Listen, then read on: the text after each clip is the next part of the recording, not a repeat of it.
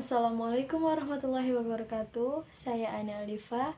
Saya mahasiswa dari Universitas Islam Negeri Sultan Toha Saifuddin Jambi, Prodi Pendidikan Agama Islam. Saya membuat video ini guna memenuhi tugas ujian tengah semester dari dosen pengampu pada mata kuliah evaluasi pembelajaran, yaitu Ibu Silviana Hidayati MPD.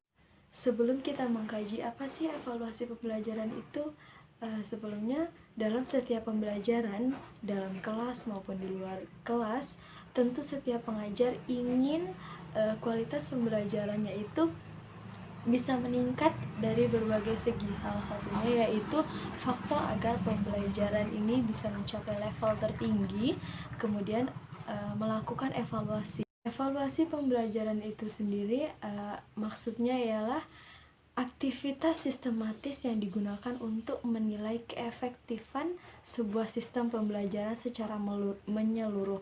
Kemudian kegiatan tersebut dipastikan dengan hasil belajar yang telah didapat. Nah, evaluasi ini dilakukan sebenarnya pada tahap akhir pembelajaran untuk peserta didik. Gunanya yaitu untuk para pengajar bisa melihat seberapa kualitas peserta didik dalam memahami materi yang telah diajar. Selanjutnya adalah setiap sebuah pengetahuan dari evaluasi itu sendiri tidak menarik jika tidak ada fungsi dan tujuannya, di mana fungsi dan tujuan dari pembelajaran evaluasi pembelajaran pendidikan ini adalah untuk memperoleh informasi tentang kepastian tentang kapabilitas dan prestasi pembelajaran dalam meraih misi yang telah ditargetkan.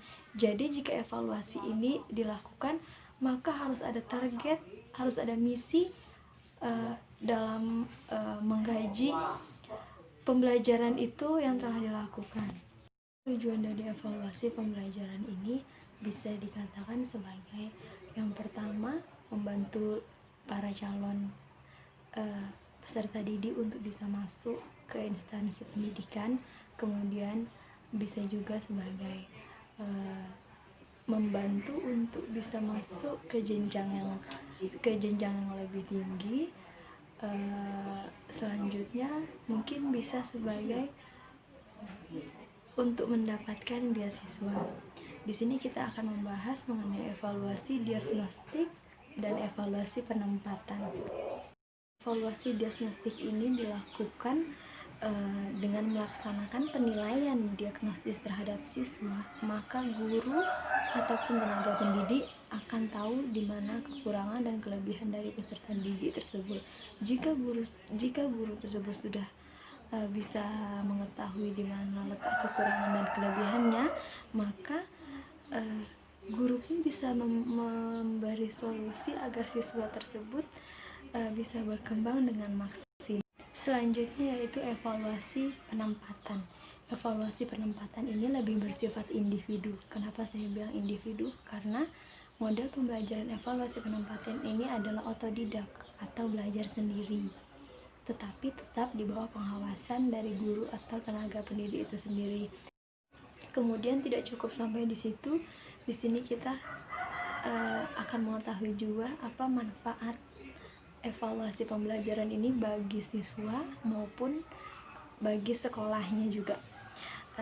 Di sini manfaatnya untuk siswa adalah siswa bisa melihat perkembangan pribadi masing-masing dalam materi yang telah dikuasainya selama proses belajar mengajar satu semester tersebut. Dengan diadakannya evaluasi di akhir semester, maka peserta didik pun akan tahu bahwa dirinya menguasai atau tidak materi.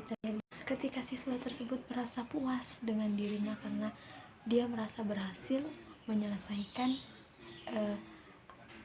evaluasi ataupun hasil akhir dari pelajarannya selama satu semester tersebut, dia akan merasa bahwa akan lebih percaya diri, akan lebih memotivasi dirinya sendiri untuk lebih giat dalam belajar. Adapun manfaat bagi sekolah itu sendiri, yaitu bisa dilihat dari data yang dihimpun oleh para guru tentang keberlangsungan kurikulum yang ada di sekolah itu, dengan bisa menjadi bahan evaluasi bagi tenaga pendidik tersebut untuk strategi suatu sekolah pada masa depan.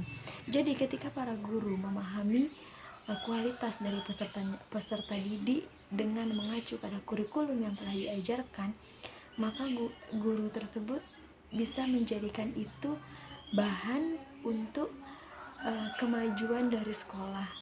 Dapat saya simpulkan dari pengkajian mengenai evaluasi pembelajaran ini adalah evaluasi pembelajaran merupakan faktor krusial dalam pembelajaran dan prosesnya, juga merupakan pembelajaran yang dilaksanakan untuk menguji seberapa layaknya proses pembelajaran ini dilaksanakan.